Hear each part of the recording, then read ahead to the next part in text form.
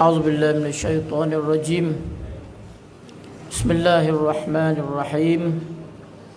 السلام عليكم ورحمة الله تعالى وبركاته.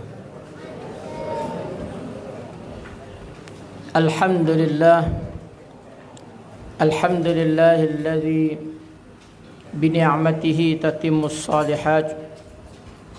أشهد أن لا إله إلا الله وحده لا شريك له، وأشهد أن سيدنا محمدا عبده ورسوله. اللهم صل على سيدنا محمد الفاتح لما أغلق والخاتم لما سبق، ناصر الحق بالحق والهادي إلى صراطك المستقيم، وعلى آله وصحبه حق قدره ومقداره العظيم. سبحانك لا علم لنا إلا ما علمتنا إنك أنت العليم الحكيم. رب اشرح لي صدري ويسر لي أمري واحلل عقدة من لساني يفقه قولي. Muslimin dan muslimat, tuan-tuan dan puan-puan yang dihormati dan dikasihi sekalian, syukur kita kepada Allah Subhanahu wa taala kerana dengan limpahan kurniaan, taufik dan inayah daripada Allah, alhamdulillah, sama-sama pada pagi yang berbahagia ini diberikan oleh Allah Subhanahu wa taala ruang dan kesempatan bersama kita dapat berada di dalam majlis ilmu. Semoga kehadiran kita ini dilimpah kurniakan rahmat oleh Allah Subhanahu wa taala, diberikan ilmu yang bermanfaat dan dianugerahkan Allah kepada kita akan hidayah.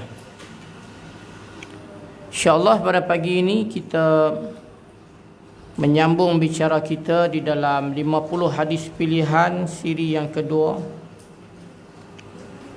dan kita berada pada hadis yang ke-8.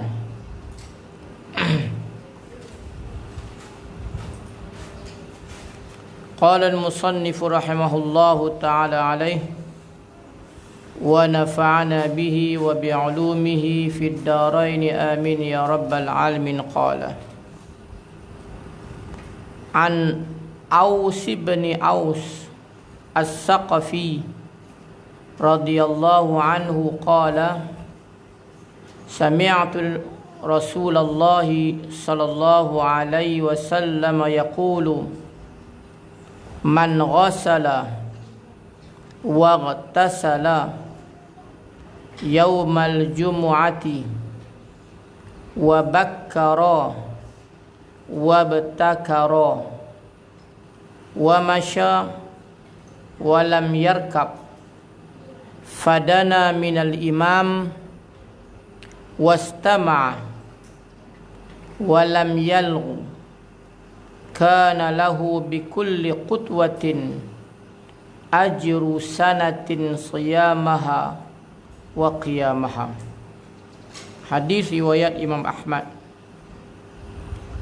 Maksudnya daripada Aus bin Aus as-Saqafi radhiyallahu anhu berkata, aku telah mendengar Rasulullah sallallahu alaihi wasallam bersabda, barang siapa membasuh dan mandi pada hari Jumaat dan berpagi-pagi lagi berjalan menuju ke masjid dalam keadaan tidak menunggang apa-apa kenderaan, dia solat di belakang imam dan mendengar bacaan imam, serta dia tidak lalai keadaannya, maka setiap langkahnya seperti ganjaran orang yang berpuasa dan bangun solat sunat qiyamul lail selama setahun. Ini kelebihan yang besar. Dan kelebihan ini dia lebih menjurus kepada orang lelaki-lelaki lah. Kerana kelebihan mereka pergi sembahyang Jumaat. Orang perempuan dia tak sampailah tahap mereka tu wajib pergi sembahyang Jumaat. Tapi kalau lepas ni ada ruang-ruang dan peluang yang boleh pipi Macam mungkin saya sekala pergi ke Mekah, ke Madinah, hari Jumaat orang pakat berebut pergi, ada peluang pergi walaupun dia tak sampai dah tahap wajib macam orang lelaki. Tapi ni kelebihan ni, orang lelaki dia kena rebut. Nabi sebut kelebihan iaitu orang-orang yang menghidupkan hari Jumaat bermula daripada pagi Jumaat. Caranya Nabi beritahu, yang pertama, man ghassala waqtasala.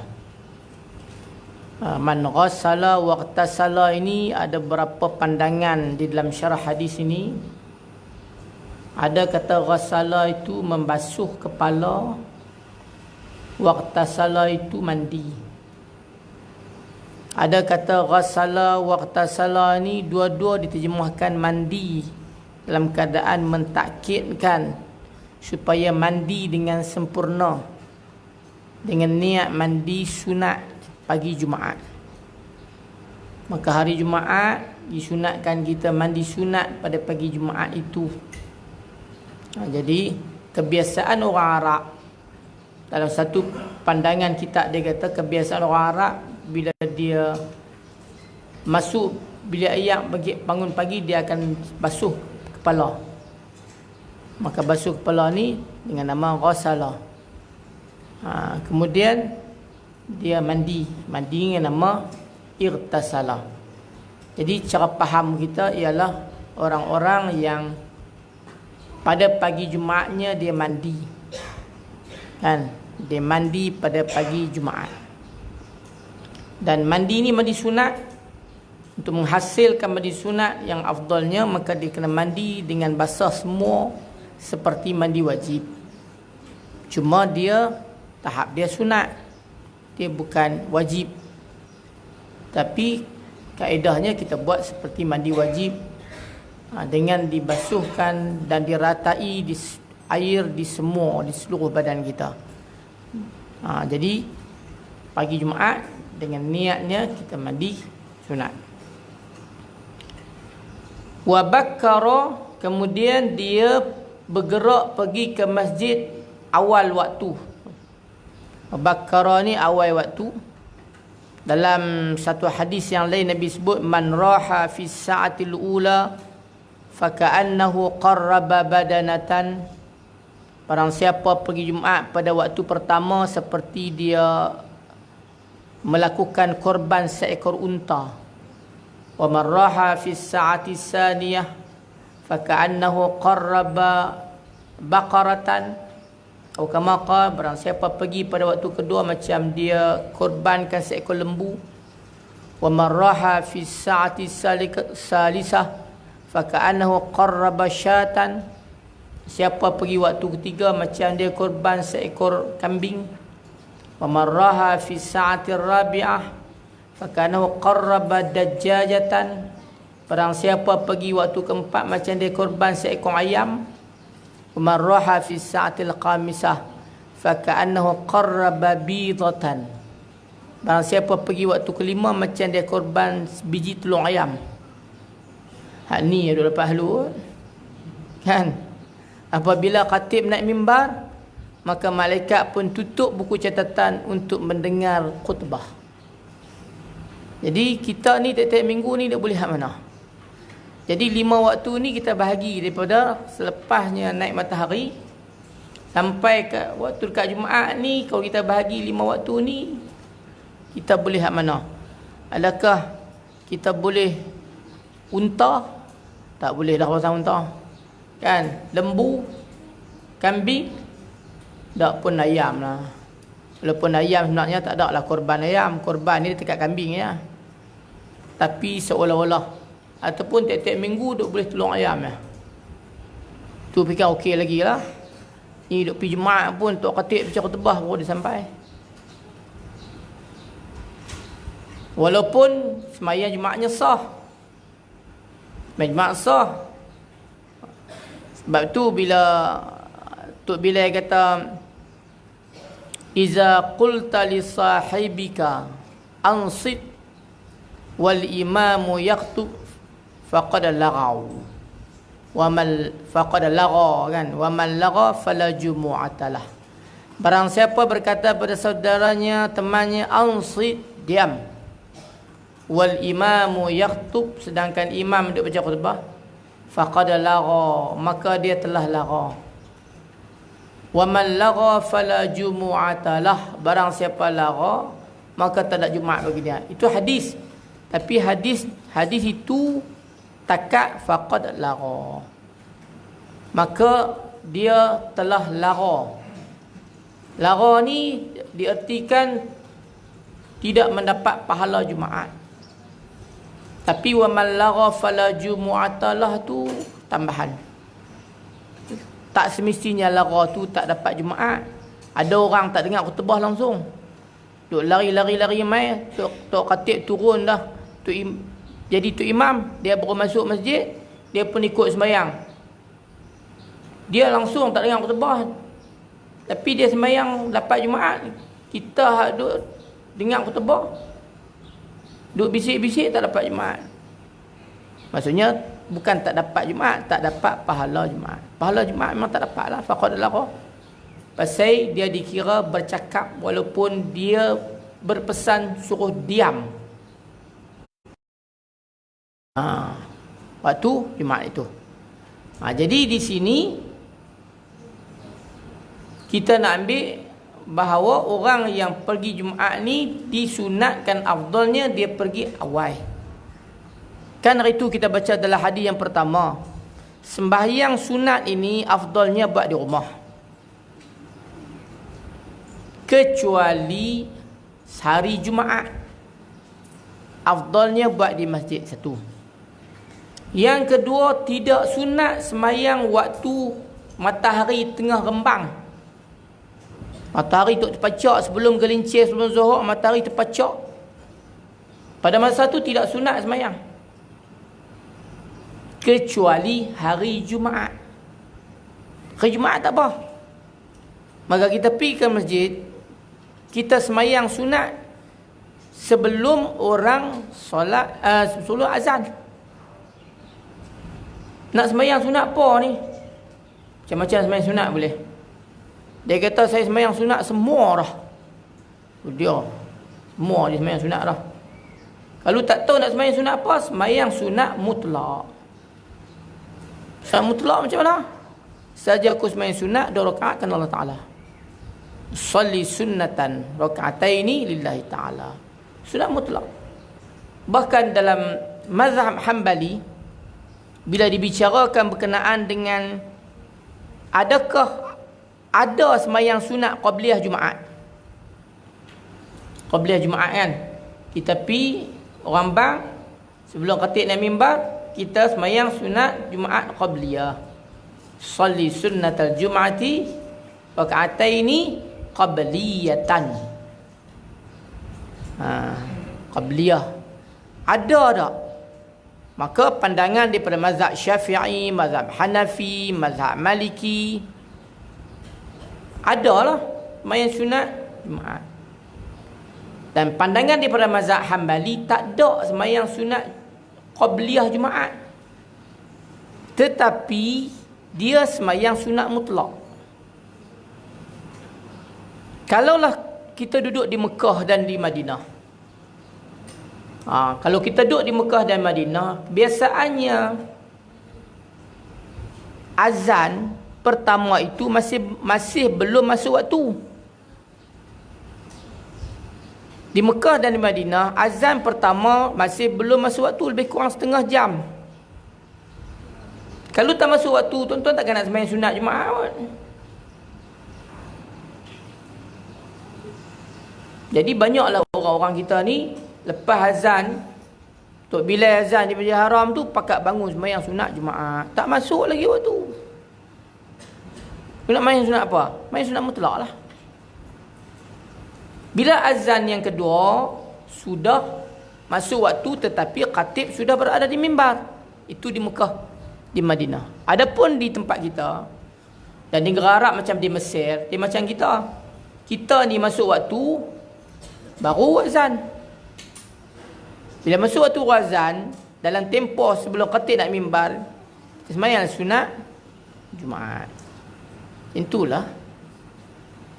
Jadi dalam pandangan mazhab Syafi'i adalah sembahyang sunat Jumaat tu kerana dikiaskan, dia banyaklah hujah dia, antaranya dikiaskan kepada sembahyang sunat sebelum Zuhur kerana waktunya sama dengan waktu Zuhur. Okey, baik. Jadi kita digalakkan pergi Jumaat awal, pergi ke masjid awal, dan sembahyang sunat bagi banyaklah. Kalau tak larat sembahyang sunat, berzikirlah. Kemudian wabtakara ni iaitu duduk berhampiran dengan imam ataupun dekat dengan mimbar. Kita pergi awal dan kita cari tempat yang berada dekat dengan imam dan khatib. Ada juga orang pergi awal tapi duduk jauh.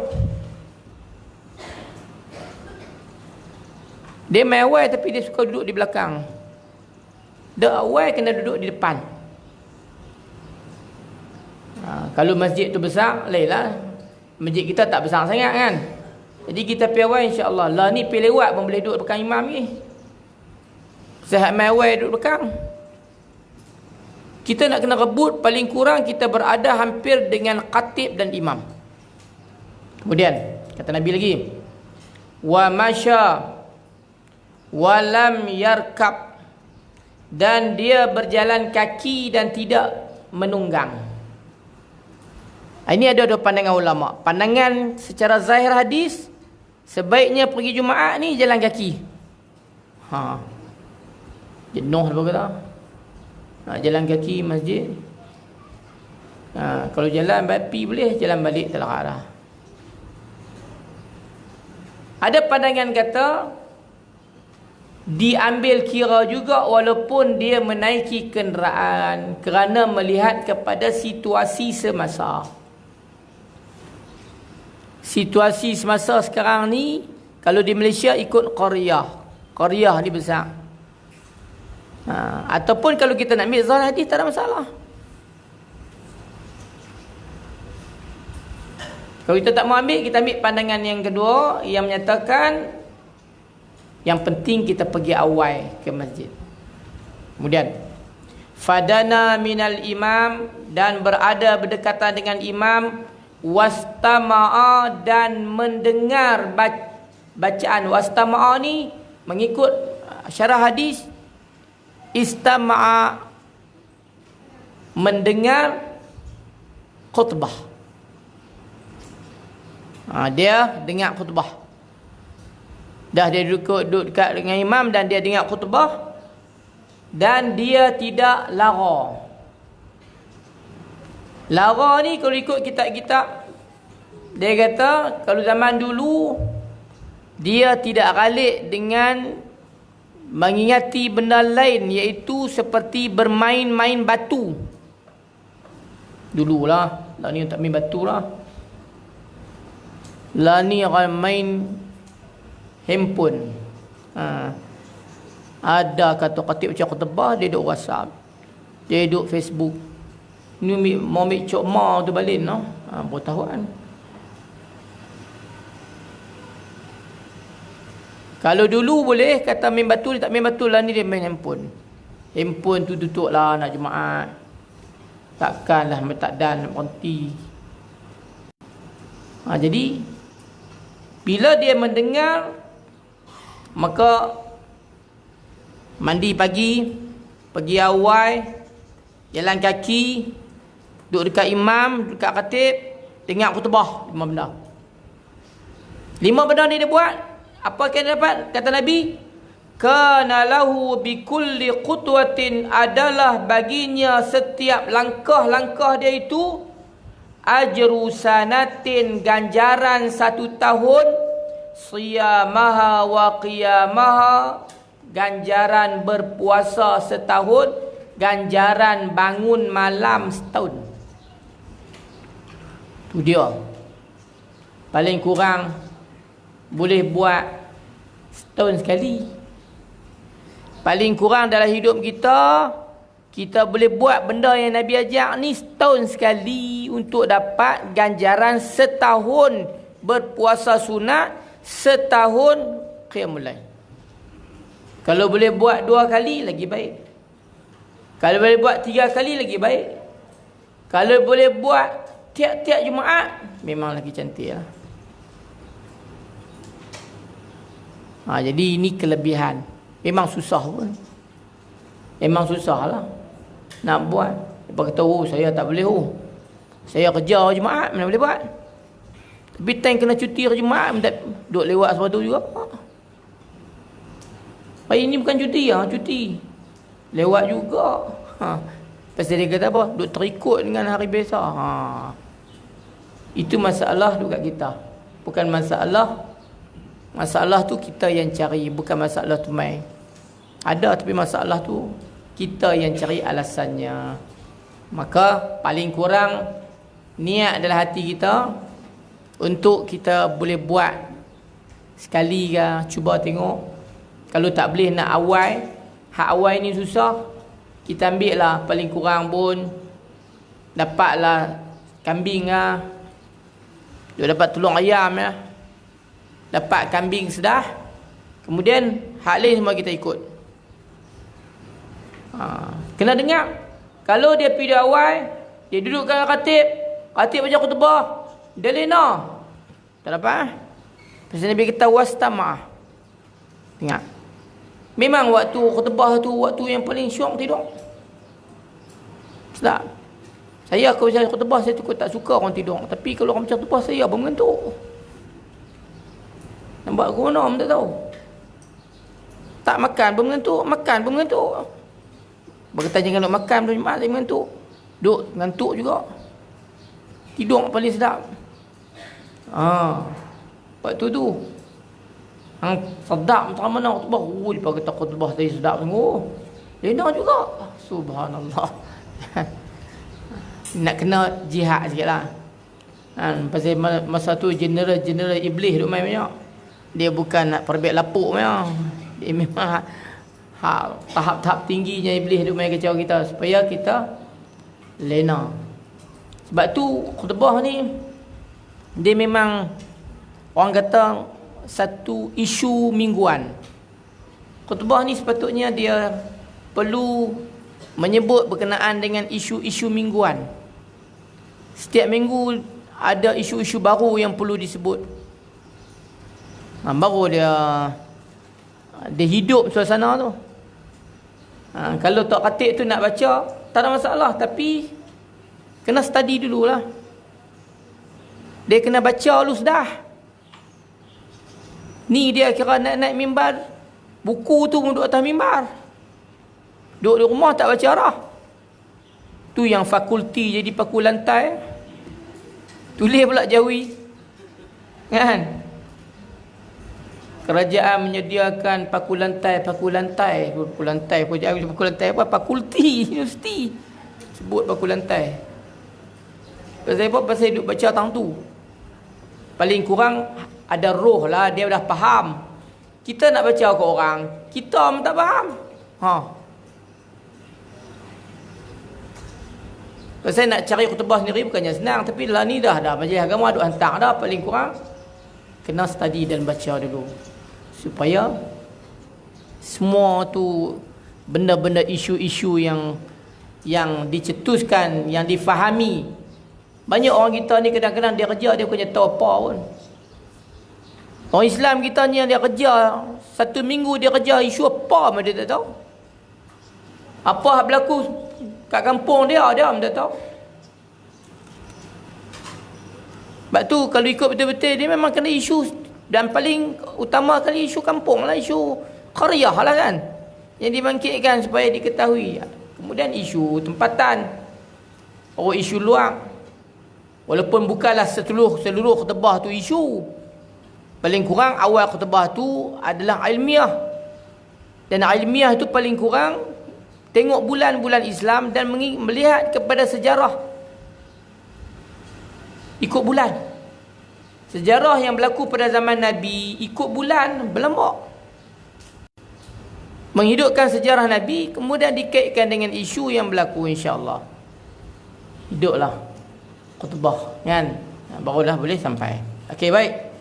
Kemudian kita masuk hadis yang ke-9.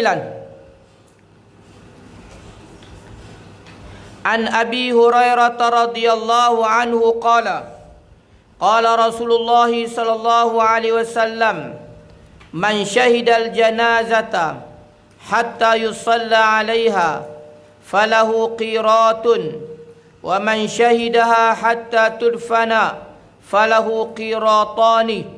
Qila wa mal qiratani? Qala mislul jabalainil azimain. Wa zada al-aqarun.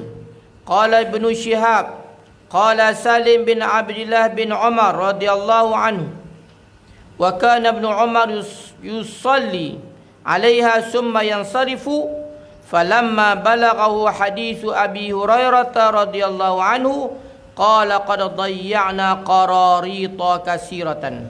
Daripada Abu Hurairah radhiyallahu anhu berkata, Rasulullah sallallahu alaihi wasallam bersabda, barang siapa menyaksikan jenazah hingga dia solat untuk jenazah tersebut, dia akan mendapat satu qirat. Barang siapa menyaksikan solat dan hadir pengkebumian, dia akan mendapat 2 qirat. Sahabat bertanya, apakah 2 qirat itu? Baginda menjawab, ianya adalah seperti 2 bukit yang besar.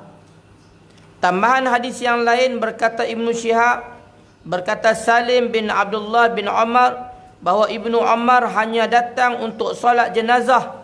Kemudian beliau pulang ke rumahnya. Ketika diberitahu kepadanya hadis ini, katanya, kita telah mengabaikan qirat yang banyak. Ini kelebihan sembahyang jenazah. Sembahyang jenazah. Jadi sebab itu sembahyang jenazah ni ada kelebihan. Kelebihannya Nabi bagi qirat. Qirat ni ialah timbangan yang terkenal di sisi orang Arab. Walaupun kepada kita ni tak nampaklah apa makna qirat. Tapi qirat ni bila ditanya kepada Nabi, Nabi kata seperti 2 qirat ni seperti 2 bukit yang besar. Riwayat lain, jakit dekat dengan satu bukit kecil namanya Jabal Rammah ataupun Jabal Ainain, bukit pemanah yang Nabi letak 50 orang pemanah di atas bukit tu. Dia berlaku di bawah Uhud, bukit Uhud. Bukit Uhud ni bukit tak boleh buat apa dah. Orang tu bila dia mati, dia habis dah. Orang hidup lah nak kena tolong orang mati. Orang hidup ni nak kena tolong orang mati, macam mana? Takat mana yang dia boleh buat. Jadi kena sembahyang jenazah. Cuma kata ulama, bagaimana kalau seorang tu dia tidak menghadirkan diri untuk solat jenazah, tapi dia menyaksikan pengkebumian? Dia ikut daripada rumah sampai kat masjid, orang pergi sembahyang, dia duduk luar. Kemudian dia tunggu tang luar, ni ramai kau nak buat aku ni. Dia pun ikut pergi pengkebumian. Kebanyakan daripada pandangan ulama kata dia tak boleh langsung qirat, tapi dia dapat pahala. Kerana qirat dia mesti melalui solat. Kalau dia solat kemudian dia menyaksikan, dia boleh 2 qirat. Kalau dia solat saja, dia boleh 1 qirat. Kalau dia pergi saksi saja, dia tak boleh qirat, cuma dia boleh pahala. Pahala boleh lah. Kita nak 2. Kalau tak boleh 2, paling kurang 1. Yang paling penting sembahyang. Dan yang paling penting sangat-sangat sembahyang ni adalah keluarga jenazah.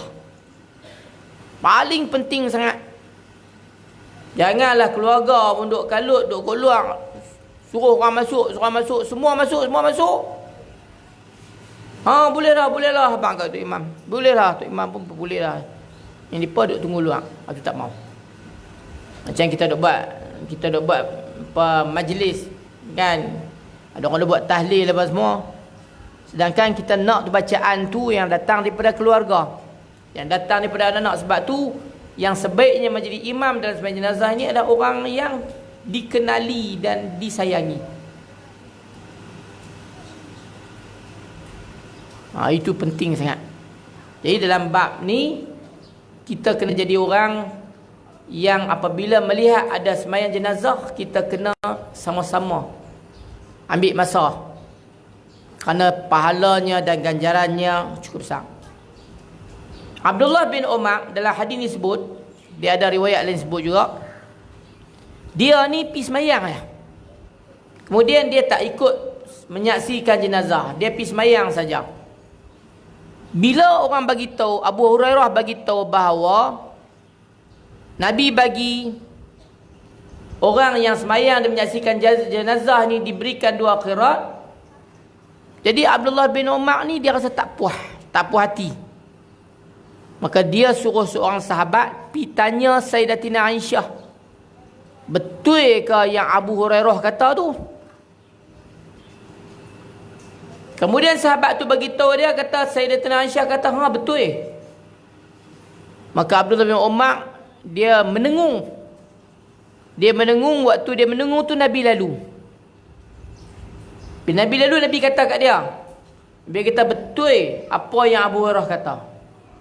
Nabi tak tanya dah, Nabi habaq terus. Betul lah apa yang Abu Hurairah kata. Maka kata Abdullah bin Umar, laqad dayya'na qararita kasiratan. Sesungguhnya kami telah mensia-siakan qirat yang banyak. Pasal dia pergi semayang dah boleh 1 qirat. Dia semua pergi menyaksikan jenazah. Maka diberikan tambahan lagi 1 qirat. Paling kurang kita adalah kita boleh pergi semayang jenazah. Jangan duk ingat sangat nak semayang jenazah ni sampai nak dapat duit lah semua. Dalam masyarakat kita ni ada lagi yang duk bagi-bagi duit untuk panggil semayang jenazah. Pasal nak bagi ramai, betul tak? Semayang jenazah kena bagi ramai lah. Bagi ramai nak kena panggil pula ke tempat. Nak kena bagi duit van pula. Nak kena bagi duit sampul pula. Ya aku tak bagi duit van, siapa nak mai? Orang tu pun van dia pun kena berminyak tak? Lepas tu tak bagi sampul, nak buat macam mana? Takkan nak bagi sampul RM1 lah, ni mahal lah, nak naik RM5 lah, ni ke atas kita kan. Logiknya kalau kita ni macam kita duduk kerja, macam kita ni duduk kerja, kita dapat gaji bulan kan. Kalau kita keluar dekat sembahyang jenazah, orang bagi sampul tu kalau kita tak ambil, kita bagi balik kat keluarga, adapun kita boleh tabung masjid, tak ada masalah apa. Pasal kita macam mana pun dia dapat duit, lepas tu lah. Tapi kalau orang tu kerja dia pi ke laut, kerja dia menoreh getah, pasal dia main semayang jenazah ni lah, dia tak pi motong. Dia pi motong boleh kat RM2-3 beli ikan. Hari ni pasal orang panggil main jenazah, dia kata tak pi pun tak boleh. Maka tak pi lah motong, taklah ada RM2-3. Maka kalau dia nak ambil orang bagi, buat guna kan. Walaupun sebenarnya bagi itu bukanlah satu galakan pun. Dan bagi itu pula tidak boleh ambil daripada duit si mati tu. Duit orang yang mati ni hanya lulus untuk pengurusan jenazah. Yang lain semua jadi harta pusaka. Harta pusaka anda tengok pula. Kalau ada anak kecil, dia ada hak untuk anak yatim. Kena berhati-hati dengan benda yang macam ni. Jangan duk terbiang, duk ambil, duk buat kenuri tak tahuan lah. Kan? Kecuali semua pewaris-pewaris itu yang tidak ada anak yatim dan semuanya merelai, itu kira lain lah. Tapi ini yang nak kena pasti. Kalau nak ambil kot lain. Ada orang sponsor, tak ada masalah apa lah. Kalau ada orang nak sponsor, nak tolong bagi kepada orang-orang miskin, main-main jenazah, nak bagi duit habuan kepada mereka untuk mereka, itu dipersilakan. Cuma kena pastikan elok-elok. Mungkin itu yang penting. Okey, baik. Ini berkenaan dengan kelebihan sembahyang jenazah. Kita masuk pula hadis yang ke-10. Saya sebenarnya tak bawa buku ni pasal saya main daripada Pulau Pinang. Buku ni saya duduk dengan petani. Ni buku Najmi bagi kat saya. Kalau buku saya banyaklah catatan-catatan yang saya tak boleh beritahu, tapi tak banyak catatan dekat mana yang saya teringat saya beritahu lah. Kan? Hadis yang ke-10. An Abdullah bin Abi Bakr bin Muhammad bin Amr ibn Hazm yuhaddisu an abihi an jaddihi anin Nabi sallallahu alaihi wasallam annahu qala ma min mu'minin yu'azzi aqahu bi musibatin illa kasahu Allah subhanahu min hulalil karamati yaumal qiyamah. Daripada Abdullah bin Abu Bakar bin Muhammad bin Hazm menceritakan daripada bapanya, daripada datuknya, daripada Nabi sallallahu alaihi wasallam bersabda, tidaklah seseorang yang mengucapkan takziah ke atas saudaranya yang ditimpa sesuatu musibah, kecuali Allah akan pakaikan kepadanya pakaian kemuliaan pada hari kiamat. Hadis yang ke-10 ini nak cerita kelebihan mengucapkan takziah. Ucap takziah. Takziah tu apa? Kan? Takziah ini adalah kata-kata semangat dan memberi saranan kesabaran. Itu takziah. Bermakna kalau kita pi kepada keluarga si mati, kita sebut sabarlah noh, semoga Allah memberi ganjaran yang besar. Itu juga sudah takziah. Walaupun dalam masyarakat kita dia kena sebut takziah. Takziah noh, sebut takziah.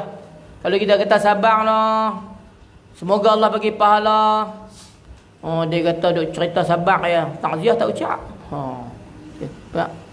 Cerita sabar tu takziah dah lah tu. Takziah ni maksudnya memberi kekuatan. Kalau musibah ni kata ulama, sama ada musibah tu pada tubuh badan, musibah pada harta. Sama ada musibah tu kena kepada orang tu. Mungkin orang tu sakit, kita ucap takziah. Takziah tu bukanlah nak abad kematian. Takziah ni kalau dia sakit, sesuai dengan takziah kepada orang sakit. Bersabar, semoga Allah memberikan kesihatan. Itu juga namanya takziah. Kalau orang tu ditimpa musibah harta, takziahnya ialah memberitahu kepada dia untuk dia bersabar dan ujian daripada Allah. Itu ucapan takziah. Kerana kata Nabi, barang siapa yang mengucap ucapan takziah kepada saudaranya, Allah akan pakaikan kepadanya pada hari kiamat pakaian kemuliaan, hulalil jannah. Allah akan pakaikan kepadanya pakaian kemuliaan pada hari kiamat. Jadi ini yang disebut dengan nama takziah. Jadi takziah ni bukanlah sekadar kita bagi tahu takziah, walaupun dalam masyarakat kita sebut kata takziah itu dia boleh faham. Kerana dalam satu riwayat, dalam satu hadis menceritakan bahawa Nabi sendiri pun mengucapkan takziah ini dengan menyebut bahawa bersabarlah kamu.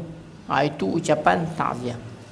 Jadi dalam ni kata ulama, ucapan ini nak bagi tahu kepada kita bahawa ikatan persaudaraan di antara sesama muslim itu sangat erat. Tautan persaudaraan sesama muslim itu sangat kukuh. Kan, sebab itulah orang Islam ni dia macam Nabi sebut kan, masalul mu'minin fi tawaddihim wa tarahumihim wa ta'atufihim masalul jasadil wahid. Perumpamaan orang beriman sesama orang beriman ini pada berkasih sayang, berbaik-baik, berkasihan. Kan? Masalul jasadil wahid, seperti tubuh yang satu. Iza ishtaka bihi adwun tada'a lahu sa'irul jasadi bis-sahri wal humma. Apabila satu anggota badan merasai sakit, maka seluruh anggota lain juga akan merasai sakit, sehingga demam panas dan berjaga malam. Jadi orang Islam ni dia kena cakap, ini kekuatan. Kan, ini kekuatan. Kita ni Allah bagi kekuatan kepada kita.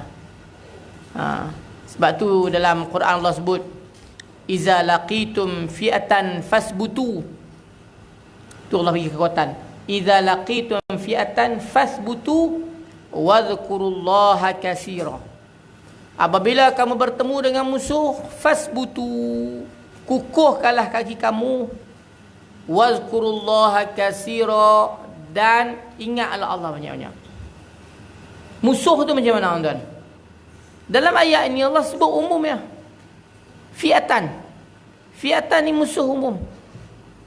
Kalau zaman Nabi banyak musuh. Pada awalnya selepas Nabi hijrah, musuh di kalangan kafir Quraisy. Sampai tahun ke-5 hijrah. Tahun ke-7 hijrah, musuh di kalangan Yahudi di Khaybar. Tahun ke-8 ke-9 hijrah, musuh di kalangan orang-orang Rom. Musuh ni banyak. Ada musuh di kalangan binatang. Lah ni musuh apa yang paling takut lah ni? Lah ni musuh paling takut adalah virus. Coronavirus, no? Takut no? Satu dunia takut. Satu dunia takut. Dengan penyebaran virus coronavirus ni. Itu juga ada musuh lah. Dia pun musuh. Cuma dia juga makhluk Allah. Maka Allah kata, wa idza laqitum fi'atan, bila kamu bertemu dengan musuh, fasbutu. Fasbutu tu kukuh kaki kamu. Dia berkata, siapa yang duduk dalam keadaan sentiasa basuh tangan, sentiasa berkumur-kumur, sentiasa basuh muka, dia akan selamat. Buat apa kalau basuh tangan, kumur-kumur, basuh muka? Biar yang semayang. Kerana yang semayang lah marah Islam nak ajak kita. Dengar doktor habaq barulah, oi kena basuh tangan noh. Kena kumur-kumur noh. Kena basuh muka noh. Kena basuh kaki noh. Dia pun duk buat tu. Sedangkan biar semayang lah marah Islam ajak. Tengok. Fasbutu tu kamu kena cari mana silat kamu untuk kamu pegang pada agama kamu yang kuat. Wadhkurullaha katsira, ingat Allah banyak-banyak. Macam mana nak ingat Allah banyak? Banyak pandangan ulama. Kalau ikut pandangan Ibnu Abbas, zikran katsira ini ingat Allah banyak ni, ikut pandangan Ibnu Abbas ialah la yazalu lisanuka ratiban bizikrillah. Sentiasa kamu berzikir. Tapi kalau ikut pandangan Ibnu Salah, zikran katsira ni ialah kamu menjadikan zikir kamu pagi dan petang.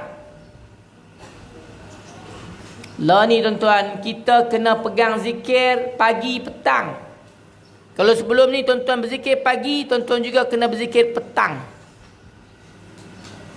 Kalau pagi-pagi tuan-tuan baca maksurat, lah ni petang pun baca maksurat juga. Kita jadi orang yang zikran katsira. Kalau tuan-tuan nak baca zikir-zikir ni banyak umum. Tuan-tuan nak baca Hizib Nawawi, Hizib Imam Nawawi, bacalah. Baca pagi dan petang.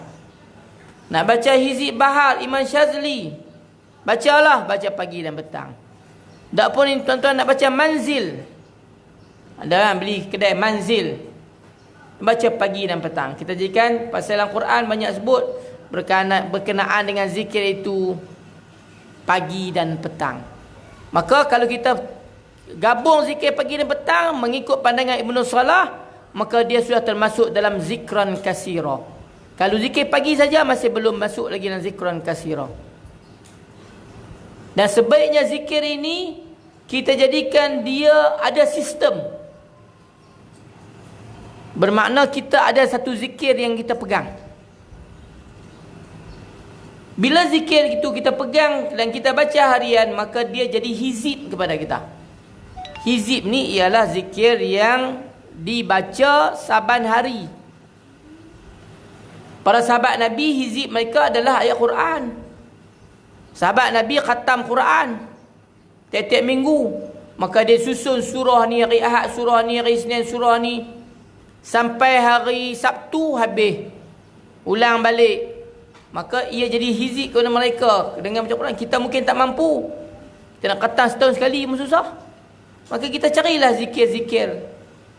Zikir-zikir yang ma'ruf. Zikir-zikir yang warid daripada Nabi sallallahu alaihi wasallam untuk kita jadikan dia sebagai zikir harian yang ada pada kita. Kerana inilah kekuatan. Nabi dan para sahabat fasbutu, mereka itu bila mereka pergi perang, mereka kukuh dengan Nabi, mereka kukuh dengan Islam, mereka zikir banyak. Dalam perang Badar, tentera Islam menang. Kan? Dalam perang Yarmouk yang berlaku 6 hari 6 malam diketuai Khalid bin Walid, tentera Islam 30,000, tentera kafir 100,000. Tentera Islam menang. 4,000 orang tentera Islam mati, syahid. Tapi tentera kafir orang mati 50,000. Menang. Pasal mereka pegang apa yang Nabi ajak. Apabila ada musuh, pasal kita bukan mencari musuh. Tambahlah ni kita berada dalam bulan Rajab. Bulan Rajab ni termasuk dalam bulan haram. Inna iddatash syuhur 'indallahi 12. Sesungguhnya bilangan bulan di sisi Allah ada 12. 12 bulan yang telah ditetapkan oleh Allah dalam Al-Quran semenjak kejadian langit dan bumi lagi. Minha arba'atun hurum, antaranya ada 4 bulan haram. 3 bulan haram dia duduk sekali. Zulqa'dah, Zulhijjah, Muharram. Bulan 11, 12, 1. Dan dia terpisah dengan bulan Rajab. Lah ni bulan Rajab termasuk di dalam bulan haram. Bulan haram ini dalam Islam tidak digalakkan berperang, bermulakan peperangan. Tetapi kalaulah musuh menyerang, orang Islam kena bertahan. Sebab tu prinsip Islam, wala tatamannau liqa'al adu fa in laqaitumuhum fasbutu. Jangan kamu bercita-cita bertemu dengan musuh. Tapi kalau musuh main, fasbutu, kamu jangan lari, kamu kukuh kamu. Kerana kita berada pada agama yang betul. Ini Islam ajak, kan? Ajak kepada kita supaya kita boleh memahami benda macam ni. Okey, baik. Dalam hadis yang ke-10 ini memberikan gambaran kepada kita bahawa kelebihan bagi orang Islam dia mengucapkan takziah kepada saudaranya. Kalaulah saudaranya itu ada kematian dalam keluarga, kita ucap takziah itu kepada keluarga. Takziah ini memberi kata semangat dan mengajak untuk bersabar. Kalaulah musibah tu kena kepada orang tu, sakit ataupun hilang harta, maka takziah itu, ucapan itu diberikan kepada orang yang menerima musibah itu. Apa kita dapat? Allah akan pakaikan kepada kita pakaian kemuliaan pada hari kiamat nanti. Kemudian tengok pula hadis yang ke-11.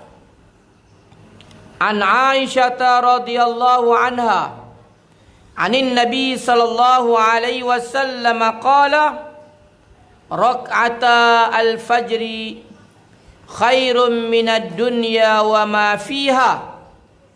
Wa fi riwayatin lahuma ahabbu ilayya minad dunya jami'ah. Daripada Aisyah radhiyallahu anha, daripada Nabi sallallahu alaihi wasallam bersabda, 2 rakaat solat fajar, yakni solat sunat subuh, lebih baik daripada dunia dan segala isinya. Pada riwayat yang lain, bagi 2 rakaat ini aku lebih suka daripada dunia keseluruhannya. Ini kelebihan sembahyang sunat sebelum subuh. Kita sebut hari itu sembahyang sunat sebelum subuh ni termasuk di dalam sunat rawatib yang muakkad. Rawatib muakkad ada berapa? Ada 12. 4 rakaat sebelum zuhur, 2 rakaat selepas zuhur, 2 rakaat lepas maghrib, 2 rakaat lepas isya, 2 rakaat sebelum subuh. 12. Ini namanya sunat rawatib muakkad yang dituntut. Antaranya ialah 2 rakaat sebelum subuh. Kata Nabi SAW, barang siapa sembahyang sunat subuh 2 rakaat, maka lebih baik daripada dunia dan segala isi dunia. Dia dah jadi macam jutawan dah. Itu kelebihan. Jadi kata Sayyidatina Aisyah, di antara sembahyang sunat yang Nabi sangat tekun tidak pernah tinggal adalah sembahyang sunat subuh. Nabi tak pernah tinggal sembahyang sunat subuh. Satu. Yang kedua, kata Sayyidatina Aisyah, di antara sembahyang sunat yang Nabi buat ringkas, di antara sembahyang sunat rawatib yang Nabi buat ringkas adalah sembahyang sunat subuh. Ringkas ya. Ada riwayat sebut Nabi baca rakaat pertama lepas Fatihah qul ya, rakaat kedua qul Allah. Kalau ikut pandangan Imam Ghazali, kita boleh baca rakaat pertama lepas baca surah Fatihah ialah baca Alam Nashrah, dan rakaat kedua lepas Fatihah baca Alam Tarakai. Kerana kata Imam Ghazali, barang siapa baca sembahyang sunat subuh baca dengan alam, maka dia tidak akan ditimpa dengan alam. Alam tu bahasa Arab makna dia sakit. Man qara'a bi alam wa lam yusibhu bi alam. Barang siapa baca dengan alam, dia tidak ditimpa alam. Alam tu sakit. Jadi kita boleh. Tapi Nabi tak sembahyang, tak baca panjang. Sehingga Sayyidatina Aisyah kata, aku nampak macam Nabi baca Fatihah ya, pendek ya. Kenapa? Kerana Nabi sudah bangun sembahyang malam bacaan panjang. Jadi bangun sembahyang malam bacaannya panjang. Saya dalam Quran sebut warattilil Qur'ana tartila. Jadi kita bangun sembahyang tahajud, kita baca panjang. Kita sembahyang sunat subuh, kita tak perlu baca panjang-panjang. Kalau kita baca lepas Fatihah qul ya atau lepas Fatihah qul Allah, rakaat kedua itu pun sudah memadai kerana dia terdapat dalam hadis. Boleh. Cuma yang penting jangan tinggal sembahyang sunat subuh. Dan sembahyang sunat subuh ini boleh diqada bagi orang yang tertinggal sekiranya dia orang yang sering melakukannya. Dia orang yang selalu buat sembahyang sunat subuh, tapi sehari itu dia tertinggal, maka dia boleh buat lepas sembahyang subuh. Bagi siapa? Bagi orang yang sering melakukannya. Kalau tiap-tiap hari duduk sembahyang sunat subuh lepas subuh, tak boleh. Itu pasal dia sengaja tinggal. Kalau orang yang tak pernah tinggal, tiap-tiap pagi dia buat, tiap-tiap pagi dia sembahyang sunat subuh, tiba-tiba hari itu tak sempat, maka dia boleh qadanya sembahyang sunat subuh itu selepas sembahyang subuh kepada orang yang sentiasa buat sembahyang sunat subuh. Ini pasal apa? Pasal kelebihan dia besar. Kelebihan dia besar, lebih baik daripada dunia dan segala isi dunia. Nak apa lagi? Sembahyang sunat subuh 2 rakaat. Dalam riwayat sebut dalam kitab Bulughul Maram, Nabi selepas sembahyang sunat subuh, Nabi akan baring sekejap di rusuk kanannya sebelum menunggu qamat. Kata ulama, ia sesuai mengikut keadaan kita. Pasal Nabi, rumah Nabi sebelah masjid. Kita ni duduk di rumah sembahyang sunat subuh, duduk letak rusuk kanan dengan subuh-subuh hanyut habis. Pasal apa? Pasal nak berehat saat dia kata berehat saat habis. Kalau tak sesuai dengan kita, tak payah buat. Kalau kita duduk pergi masjid, duduk baring rusuk kanan pula, orang berheran. Duduk lena aku ni pula, orang suruh main-main, dia main duduk lena aku ni pula. Kecuali kalau kita buat satu program. Sekali sekala kita buat program Qiyamul Lail, kita beritahu kat jemaah, lepas sembahyang sunat subuh, semua kita baring sekejap. Baring di rusuk kanan, bukan tidur lah. Baring sekejap di rusuk kanan menunggu iqamat. Rehat. Nabi rehat pasal Nabi sembahyang malam banyak.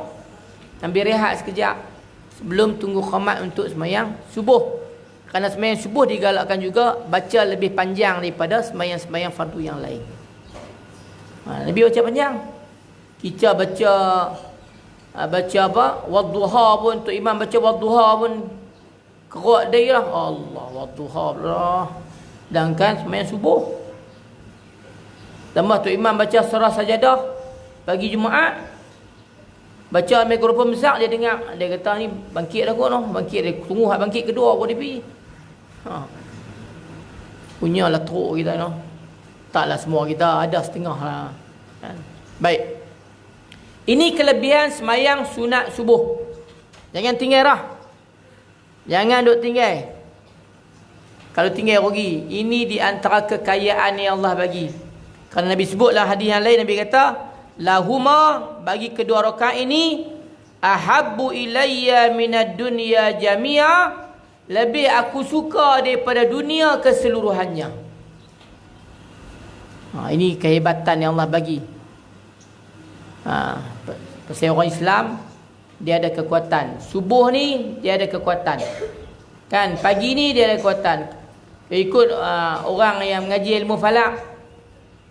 Kan, dia kata waktu subuh ni, waktu fajar kazib dengan fajar sadiq ni, waktu ni kalau kita duduk di hutan, waktu kita duduk di hutan, kita akan dengar bunyi unggas-unggas dan kicauan burung yang akan keluar untuk mencari rezeki. Sebab tu orang Islam tidak digalakkan tidur lepas subuh. Ini waktu dibuka pintu rezeki. Jadi sebab itu kita kena cergas lah. Bangun sebelum subuh, kita menghidupkan malam. Kalau kita boleh bersahur. Kerana bersahur ini disunatkan, afdalnya ialah di hujung. Puasa ni, berbuka puasa ialah segera buka. Bersahur ni hujung. Sahabat tanya Nabi, berapa waktu di antara orang bang subuh dengan sahur? Nabi kata lebih kurang baca 50 ayat. Dengan bacaan bersahaja. Bukan taranum taranum 50 ayat 2 jam Kan, bacaan bersahaja, tadwir. Tuan-tuan baca surah Yasin berapa lama? Yasin dah 83 ayat. 20 minit lah. Baca cepat kan? Kita kata lebih kurang dalam 45 minit lah. 45 minit sebelum subuh, waktu tu afdal bersahur. Tambahlah ni duk kuih awal sikit subuh. Tapi kedai makan buka lah. Saya kadang-kadang saya bertolak daripada Sungai Petani. Pukul 5 pagi saya sampai di balik pulau tu, orang tak subuh lagi. Saya tengok kedai makan, orang makan lah. Subuh pun tak lagi. Kalau dia makan tu niat suang, kan, cara boleh puasa. Orang bang pun tak lagi. Dia tarik lah apa kena. Makan pagi. Dia. Waktu tu masih waktu sahur. Waktu sahur afdalnya di ujung. Jika kita akan cerita dalam bab puasa nanti. Baik, kita masuk satu hadis lagi. An Abi Dzar, hadis ke-12. An Abi Dzar radhiyallahu anhu anin Nabi sallallahu alaihi wasallam annahu qala yusbihu ala kulli sulamai min ahadikum sadaqah fa kullu tasbihatin sadaqah wa kullu tahmidatin sadaqah wa kullu tahlilatin sadaqah wa kullu takbiratin sadaqah wa amrun bil ma'rufi sadaqah wa nahyun 'anil munkari sadaqah wa yujzi'u min zalik rak'atani yarkauha min ad-duha. Daripada Abu Dzar radhiyallahu anhu, daripada Nabi sallallahu alaihi wasallam bersabda, setiap sendi tubuh badan seseorang daripada kamu dapat melakukan amalan sedekah, maka setiap tasbih kamu mendapat sedekah, setiap tahmid kamu mendapat sedekah, setiap tahlil kamu mendapat sedekah, setiap takbir kamu mendapat sedekah, suruhan berbuat kebaikan adalah sedekah, dan tegahan daripada mungkar adalah sedekah. Semua amal ini berhasil dengan menunaikan solat sunat duha sebanyak 2 rakaat. Baik. Hadis ni nak beritahu kepada kita bahawa dalam tubuh kita ni ada sendi. Dalam hadis yang lain Nabi kata dalam tubuh badan Adam ada 360 sendi. Tentu percaya doktor lah betul ke tak? Tapi ni Nabi sebutlah hadis. Dalam tubuh kita ada 360 sendi. Kalau kita faham daripada hadis ni, 360 sendi ni bermakna setiap sendi paling kurang dia nak satu sedekah. Paling kurang tiap-tiap hari kita kena bagi 360 sedekah. Barulah dia memadai satu sendi satu sedekah. Cuma Nabi kata, sedekah itu tak semestinya dengan duit. Boleh sedekah itu dengan bertasbih. Subhanallah, subhanallah, subhanallah. Boleh sedekah itu dengan bertahmid. Alhamdulillah, alhamdulillah, alhamdulillah. Boleh sedekah itu dengan bertahlil. La ilaha illallah, la ilaha illallah, la ilaha illallah. Boleh sedekah itu dengan bertakbir. Allahu akbar, Allahu akbar, Allahu akbar. Boleh sedekah itu dengan ajak orang buat baik. Jom pergi masjid. Kan? Boleh jadi sedekah. Tapi macam mana kita nak susun satu hari 360? Lah ni tuan-tuan cuba fikir angah. Adakah tuan-tuan telah menghimpun setiap hari paling kurang sedekah melalui zikir 360? Tuan-tuan kata kat saya, yalah, tiap-tiap kali lepas mayang saya sebut. Saya subhanallah 33 kali, alhamdulillah 33 kali, Allah akbar 33 kali. Memang kita sebut, tapi hak tu kalau kita khusus dia lepas mayang. Pasal Nabi kata, kan Nabi sebut, man qala fi duburi kulli salatin, barang siapa yang sebut lepas mayang subhanallah salasan wa salasin, subhanallah 33 kali, alhamdulillah salasan wa salasin, alhamdulillah 33 kali, Allahu akbar salasan wa salasin, Allahu akbar 33 kali, ghufira lahu dhanbu walau kanat mislu zabadil bahr, diampunkan dosanya walaupun sebanyak buih di lautan. Hak tu dia fokus lepas mayang. Dan saya buat sebelum tidur. Subhanallah 33 kali, alhamdulillah 33 kali, Allahu akbar 34 kali. Tu ada hadis yang lain khusus. Nabi kata tusabbihina fi manamika. Nabi kata kepada Sayyidatina Fatimah, kamu bertasbih waktu kamu nak tidur 33 kali. Subhanallah, subhanallah, subhanallah 33 kali. Wa tuhammidina Allah salasan wa salasin. Kamu bertahmid pada Allah sebelum tidur, masa nak tidur 33 kali. Wa tukabbirina Allah arba'an wa salasin. Dan kamu bertakbir 34 kali. Itu nak tidur. Lah ni hak tuan-tuan, hak kita bagi khusus. Khusus kita bagi untuk sendi kita 360. Macam mana kita bagi? Kalau tanya saya pun tak tahu. Bagi je mana pun tak tahu. Bila nak bagi pun tak tahu. Paling kurang nak kena tasbih 360 kali. Barulah satu sendi dapat kurang-kurang satu tasbih. Kalau senang, bukannya senang, tak susah pun naknya. Tapi kisah saya tak senang lah. Itulah hak yang sendi kita nak. Itulah hak yang kita kena bagi kat sendi kita. Paling kurang sendi kita memerlukan pada setiap hari satu sedekah. Walaupun bukan sedekah melalui duit, tapi sedekah melalui tasbih. Tapi tasbih untuk sedekah. Hak bagi sendi. Likulli syai'in haqqa. Ataupun likulli syai'in hazza. Setiap sesuatu ada hak dia. Wali badanika alaika haq. Tubuh badan kita ada hak. Kita kerja sampai tak berehat, tak boleh. Sahabat Nabi pi, ya Rasulullah, saya nak puasa tiap-tiap hari. Ya Rasulullah, saya nak bangun malam tak tidur-tidur. Nabi kata apa kat dia? Fala taf'al. Jangan buat. Jangan buat. Jangan puasa sampai tiap-tiap hari. Jangan bangun malam sampai tak tidur-tidur. Fala taf'al. Nabi tak bagi buat. Fa inna li badanika alaika haqq. Tubuh badan kamu pun perlu ada hak untuk dia berehat. Wa li ainika alaika haqq. Mata kamu pun ada hak untuk dia berehat.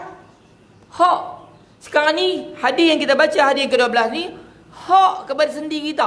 Ni kita gerak macam ni, dah berapa sendi dah bergerak. Berapa banyak sendi lah. Bukan sendi ni nak, bila kamu nak bagi sedekah kat saya abang satu? Sendi kita pun dia nak hak sedekah. Cuma Nabi bagi jalan keluar kat kita adalah hadis ni. Dalam hadis Nabi kata apa? wa yujzi'u min zalika rak'atani yarka'uhuma minad duha. Kata Nabi SAW, semua amalan ini berhasil dengan menunaikan solat sunat duha sebanyak 2 rakaat. Tiap-tiap hari kena sembahyang sunat duha paling kurang 2 rakaat. Dengan sembahyang sunat 2 rakaat, kita telah memberi hak kepada 360 sendi kita.